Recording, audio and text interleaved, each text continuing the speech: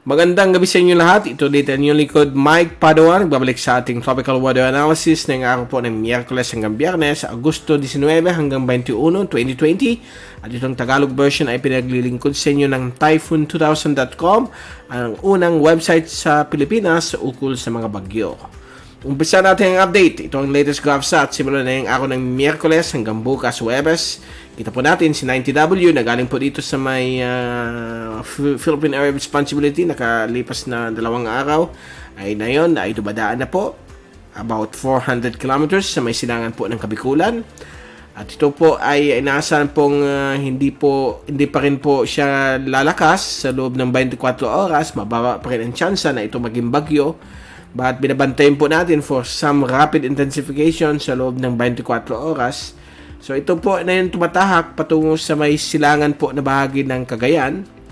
Sa loob ng 24 oras, nasa silangan na po siya ng Isabela.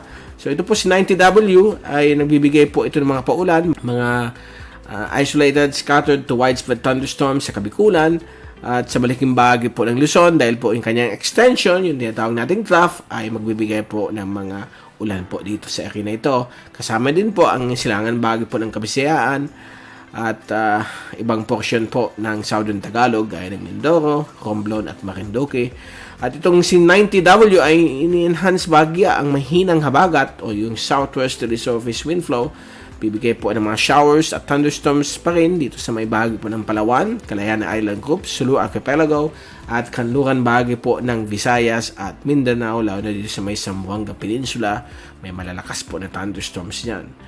Ang ibang bahagi po ng bansa, gagaya ng Batanes at ibang parte po ng Mindanao ay magiging maulap ang papawirin na may mga kalat-kalat po ng mga pag-ulan, pagkulog at pagtidlat, lalo na sa hapon at gabi. Samantala, meron po tayo ditong bagyo si Higos. Yun po ang international name niya. Ang local name niya dating si Helen. Ay naglandfall na po sa may area po ng Southern China, malapit po sa Macau. At na-record po dyan ang hangin na umabot po ng 200 kilometro bawat oras yung kanyang gustiness. So, posibly na i-reclassify po ito bilang isang typhoon dahil po nung naglandfall po siya, severe tropical storm lang po siya, 100 o 110 kph hanggang umabot ng 140. But yung record po, base po sa land observation sa Macau, ay nag-record po na umabot ng 200 kilometro. Lampas pa po. So, pwedeng i-reclassify po ito bilang isang maliit na typhoon. Then, sa radar, kitang-kita, nag-form na po yung eye sa lower levels ng atmosphere. So, pwede nang i-reclassify ito bilang isang typhoon. So, importante po ang radar at yung wind data sa mga lugar na dinadaanan po ng malakas na bagyo o mahinang bagyo. Okay? O posible rin na yung malakas na hangin yun, na malakas na hangin na dala nito ay may kaakibat na tinatawag nating maliliit na tornado, maliliit na ipo-ipo within the eye wall. Tinatawag nating mesovortices, okay? Yung mga eye wall mesovortices, ito po yung mga maliliit na twister na pwedeng i-double yung lakas ng hangin. Sabay natin 110, pwedeng gawin 210. So, kailangan i-investigate po itong si Higos. So, for na yun, isa na naman po siyang tropical storm, 65 kph. Mamaya, TD na lang po. Bukas, low pressure na lang po at kakabit po siya dito sa isang stationary front sa may gitnang bahagi po ng silangang China. Okay? And may high pressure po dito. Bibigay po ng heat wave sa may Korea at Japan. So, napakainit po sa mga lugar na yan. Tropical weather, tropical heat, ang nakakanasan po nila dyan. Samantala, sa labas ng ating bansa, wala po tayong napatatanawan na sumusunod na LPA. Meron lang po tayong mga surface trough, so nothing to worry about. At mabilis naman po ang takbo nitong si 90W. So, yan po ating GovSat. Tingnan natin yung pinaka-latest fast animation. So, yan po. Mabilis na tumatakbo yung mid-level circulation itong si LPA 90W. Yung low level, nandito po siya sa may silangan ng Bicol. Bukas po, nasa silangan na po ng Isabela. At sa Biyernes, sa may silangan naman po ng Batanes. Medyo mataas pang uncertainty kung magiging bagyo po. Binabantayan po. Kasi yung dalawang model hindi nag-agree. At malalaman po natin yan in the coming hours at days. At kung tututukin natin Pilipinas, zoom in.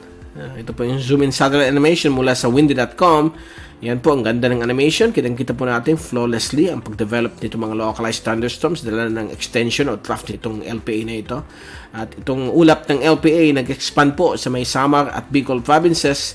So inaasahan po mga kalat-kalat hanggang malawakang mga pag-ulan, mahina, katamtaman hanggang medyo may kalakasan po at extreme rainfall din po, severe rainfall kapag nasa gitna po kayo ng isang malakas na thunderstorm. So far, katamtaman naman po ulan na naka-record natin ngayon dito po sa Naga City at sa ibang panig po ng Camarines Sur. Dito naman po sa may Visayas, yan po yung southwesterly surface wind flow, mahinang habagat, nagbibigay rin ng mga papaulan, nagbibigay rin mga ulan sa malaking bahagi ng ating bansa. Punta natin yung windy.com pressure, rain at wind forecast mula sa ECMWF. So, for Thursday afternoon, nandito na po siya sa tapat ng Aurora, tapat ng Isabela. At magsishift po. Magkakaroon po tayo ng hangin mula sa Timog Kanluran, yung southwesterly surface wind flow. Mahinang klaseng habagat po yan. Pwede pa rin magbigay ng mga thunderstorms sa malaking bagay po ng Luzon, kasama po ang Bicol. At dito naman po sa may northern at central Luzon, itong mga thunderstorms ay dulot pa rin yung tinatawag nating trough o extension ni LPA 90W. Samantala po dito, ito naman po yung dahil po sa mahinang habagat. So affected pa rin ang Palawan, Mindoro at Western Visayas. Dito naman po sa Mindanao, the usual localized convective thunderstorms gana sa hapon o gabi. Pagdating ng Friday, mabilis pong nakataas na yung si LPA 90W, nasa silangan na po siya ng Batanes. Posible dito sa area na ito maging depression po siya o tropical storm. So bantayan din natin itong si LPA. At again, nandyan pa rin yung southwesterly surface wind flow, mahinang habagat, nakaka-affecto po sa malaking bahagi po ng Luzon. May mga localized thunderstorms sa hapon o gabi. Samantala sa Bicol, kalahati ng Bicol, may mga ulan pa rin. But yung southern Bicol, like Legazpi, Albay, Sorsogon, Masbate, Burias, Ticao, and some portions of southern Catanduanes ay baka improving na po ang weather. As well as dito po sa may silangan Visayas at ibang parte ng Central Visayas, magkakaroon po ng mas mababang chance ng mga thunderstorms. At dito rin po, medyo katamtaman yung thunderstorm activity sa area po ng Palawan, Sulu Archipelago at Mindanao, dulot po ng southwesterly wind flow at dito naman po yung local convection. Okay? So bago tayong paalam, ito naman yung ating US NOAA Global Tropics Hazards and Benefits Outlook. Galing po ito sa Office of the Climate Prediction Center. Ito po yung 2-week climate outlook. At nakita po natin kung may mga hazards na darating.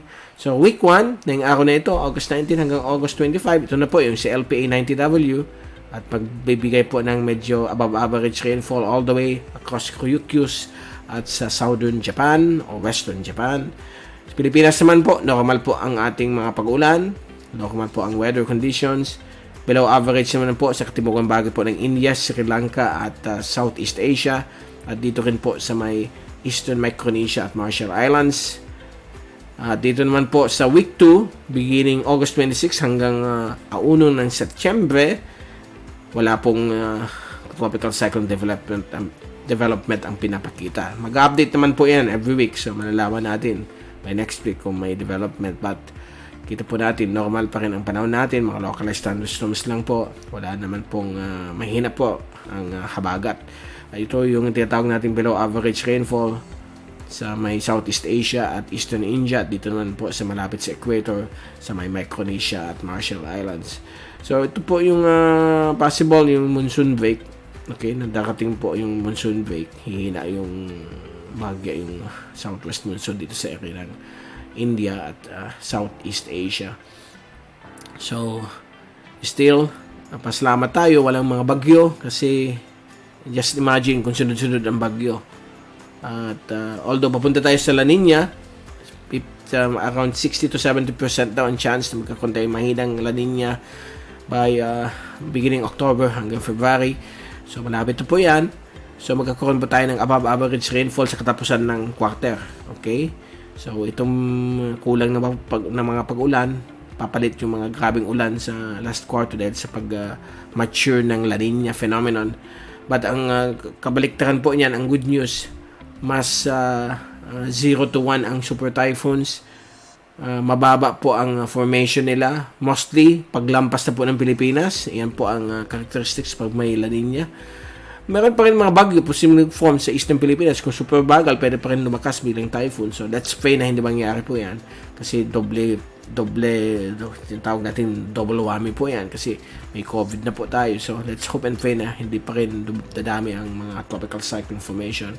Ang forecast na yun, baka less than 19, mga mas mababa po sa 19, mga sabihin po natin mga between 12 to 15 ang mga bagyong pwedeng mabuo. Samantala sa US, kabaliktaran. Pag may La Nina, times 2 ang tropical cyclone formation sa kanila. Dati 10, na yun yata umabot na malapit na maging 20. Kasi ang average sa kanila 10. Pag may La Nina, times 2 ang formation sa kanila.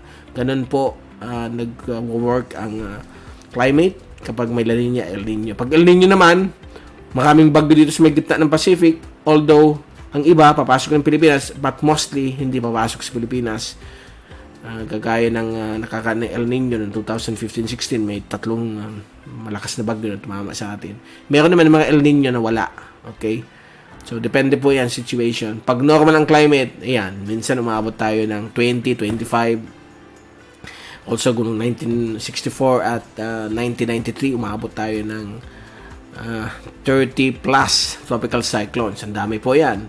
So, kung ikaw isang forecaster, puyat ka lagi.